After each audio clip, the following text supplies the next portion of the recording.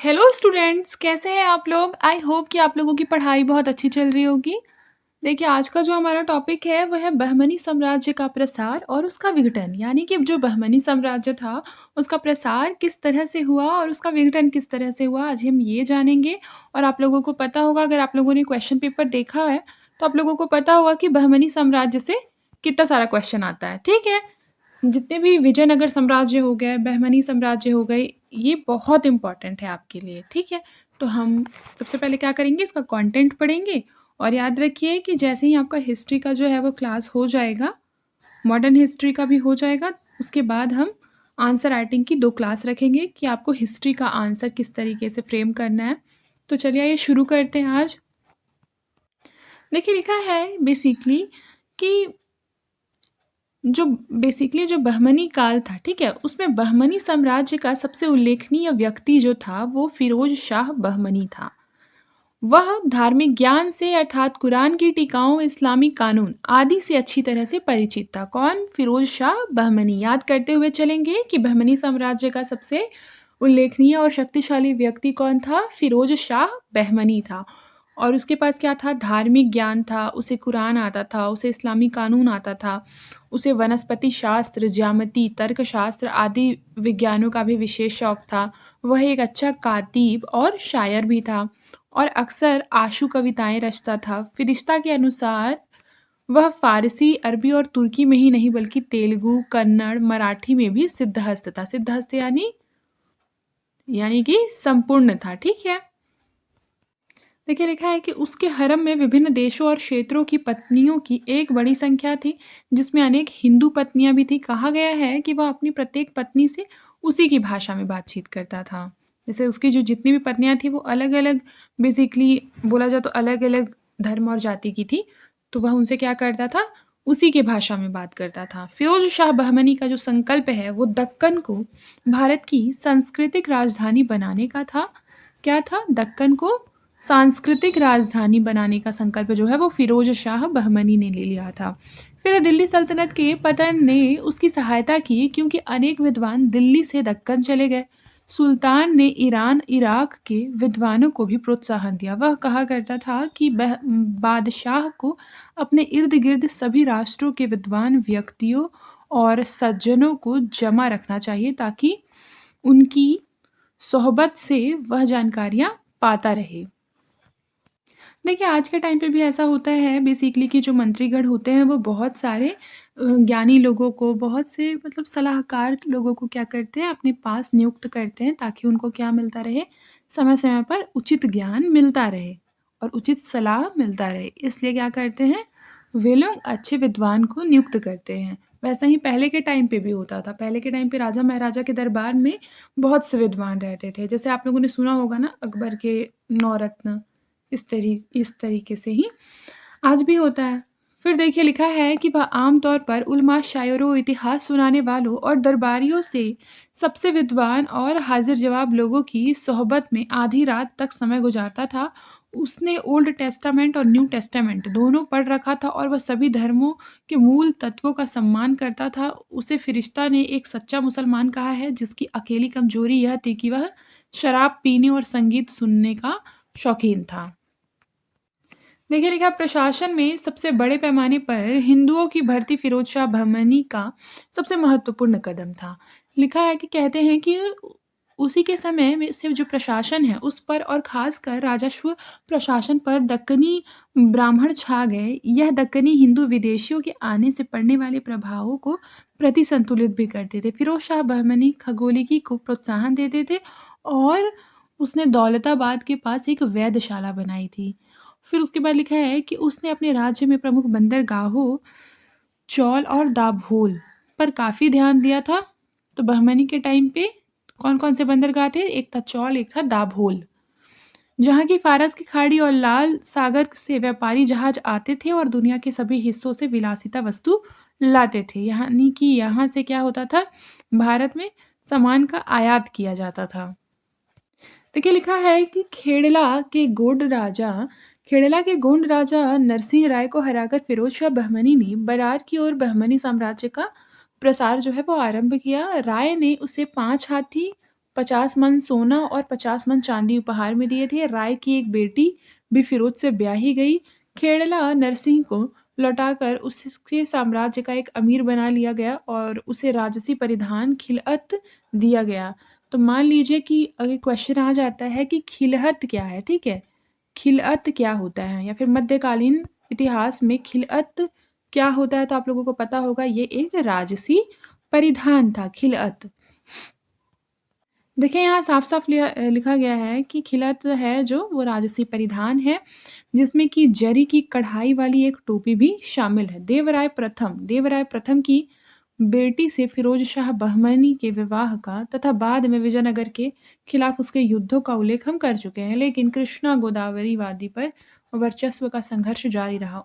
1419 में बहमनी साम्राज्य को एक धक्का लगा जब, जैसा कि कहा जा चुका है, देवराय प्रथम के हाथों फिरोज शाह बहमनी पराजित हुआ। इस प्रकार से फिरोज की जो स्थिति है वह कमजोर हो गई और उसने अपने भाई अहमद शाह प्रथम के पक्ष में उसे सत्ता छोड़नी पड़ी। देखिए महमूद गावा तो बहमनी साम्राज्य के हाथ में वारंगल के आने से दक्षिण भारत में शक्ति संतुलन बदलने लगा। बहमनी साम्राज्य क्रमशः उसका प्रसार होने लगा और महमूद गावा के प्रधानमंत्रित्व में वह शक्ति और क्षेत्रीय विस्तार की ऊंचाइयों तक पहुंच गया। महमूद गावा का आरंभिक जीवन अज्ञात है, यानी उसके बारे में ज्यादा जानकारी हम लोगों को प्राप्त नहीं है। वह जन्म से ईरानी तथा आरंभ में एक व्यापारी था। उसका सुल्तान से परिचय हुआ और जल्द ही वह उसका प्रिय पात्र बन गया। उसे मलिक उल तुज्जार की उपाधि दी गई। याद रखिए किसको? महमूद गामा की उपाधि है। इसे नोट डाउन कर लेंगे कि महमूद गामा जो है उसकी उपाधि है मलिक उल तुज्जार। जल्द ही वह पेशवा यानी प्रधानमंत्री बन गया। राज्य के मामले पर लगभग 20 वर्षों तक महमूद गामा छाया रहा। उसने पूरब में और अधिक कब्जा करके बहमनी साम्राज्य का विस्तार किया। विजयनगर क्षेत्र में दूर कांची तक किए गए एक हमले ने बहमनी हथियारों की शक्तियों को दर्शाया, लेकिन दाभोल और गोवा समेत पश्चिमी समुद्र तटों को रौंद देना महमूद गामा का प्रमुख सैन्य योगदान था। देखिए लिखा है, इन बंदरगाहों के हाथ से निकल जाने से विजयनगर को भारी धक्का लगा। गोवा और दाभोल पर बहमनी राज्य के नियंत्रण के कारण जो ईरान, इराक इत्यादि थे, उनका विदेश व्यापार और ज्यादा बढ़ने लगा और आंतरिक व्यापार और विनिर्माण में भी वृद्धि होने लगा। देखिए यहाँ पर लिखा हुआ है कि महमूद गावा ने साम्राज्य की उत्तरी सीमाओं को भी स्थिर करने की कोशिश की। अहमद शाह प्रथम के समय ही मालवा, जिस पर कि खलजी शासकों का राज्य था, गोंडवाना, बरार, कोंकण पर अधिकार पाने के लिए लड़ रहा था। इस संघर्ष में बहमनी सुल्तानों ने गुजरात के शासकों से सहायता भी मांगी, जो कि उन्हें मिली हुई थी। काफी कुछ टकराव के बाद तय हुआ कि गोंडवाना में स्थित खेड़ला मालवा को और बरार बहमनी को सुल्तान को मिलेगा, लेकिन मालवा के शासक हमेशा बरार को हथियाने की ताक में लगे रहते थे। बरार को लेकर महमूद गावा को मालवा के महमूद खलजी के खिलाफ अनेक तीखी लड़ाइयां लड़नी पड़ी।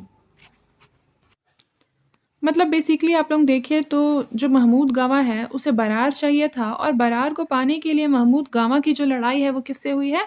महमूद खिलजी से हुई है। देखिए यहाँ लिखा है कि जो महमूद गावा है वो कला का महान संरक्षक था। याद रखिए कला का क्या था? महान संरक्षक था। उसने राजधानी बीदर में एक क्या बनवाया था? शानदार मदरसा बनवाया था। रंगीन खपरेलों से सुसज्जित एक इमारत 3 मंजिल ऊंची थी तथा इसमें 1000 अध्यापक थे। कितने? 1000 अध्यापक और छात्र रह सकते थे। उनको मुफ्त में भोजन एवं वस्त्र दिया जाता था। इस काल में सबसे प्रसिद्ध कुछ विद्वान ईरान और इराक से इस मदरसे में महमूद गावा की प्रेरणा से आए थे। अमीरों, जिसे कुलीन कहा जाता है, का आपस में टकराव जो है वो बहमनी साम्राज्य के सामने सबसे दुरूह समस्याओं में से एक था। ये अमीर जो है वो पुराने और नए में या दक्कनी और विदेशी में विभाजित थे। एक नवांग तुर्क के रूप में महमूद गावा को दक्कनियों का भरोसा जीतने के लिए लोहे के चने चबाने पड़े थे। हालांकि उसने मेल मिलाप की व्यापक नीति अपनाई और दरबार में गुटों की लड़ाई बंद नहीं हुई। देखिए बेसिकली गावा के जो विरोधी थे उसने क्या किया कि 1482 में गावा को मरवा डाला। उस समय महमूद गावा जो थे वो 70 साल का था गुटों का टकराव अब और भी ज़्यादा तीखा हो गया, विभिन्न तरफदार स्वतंत्र हो गए, जल्द ही बहमनी साम्राज्य 5 राज्यों में बढ़ गया। कौन-कौन से? गोलकुंडा, बीजापुर, अहमदनगर, बरार और बीदर। इम्पोर्टेंट है, याद कर लीजिएगा। इसमें से अहमदनगर, बीजापुर, गोलकुंडा के राज्यों ने 17वीं सदी में मुगल साम्राज्य में शामिल किए जाने तक दक्कन की राजनीति में अग्रणी भूमिका निभाई थी। बहमनी साम्राज्य ने उत्तर और दक्षिण के बीच एक सांस्कृतिक सेतु का काम किया था। इस तरह विकसित होने वाली संस्कृति की अपनी विशेषताएं थी जो उत्तर भारतीय संस्कृति से थोड़ी अलग थी।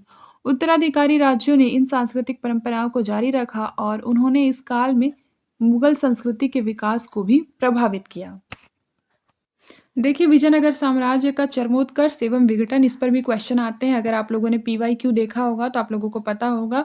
इसमें लिखा है कि जैसा कि कहा गया है, देवराय द्वितीय की मृत्यु के बाद विजयनगर साम्राज्य में अफरा-तफरी रही, यानी कि उथल-पुथल मच गया। चूँकि विजयनगर में ज्येष्ठ पुत्र के उत्तराधिकार का जो नियम है वो स्थापित नहीं हुआ था। ये भी याद रखिएगा, मान लीजिए प्री में स्टेटमेंट वाला क्वेश्चन में ये चीज़ आ सकता है।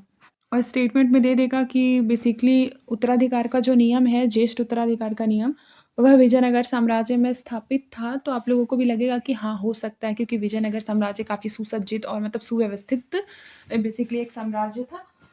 लेकिन ये गलत है, तो यहाँ पर डाउटफुल नहीं होना है आप लोगों को, ठीक है?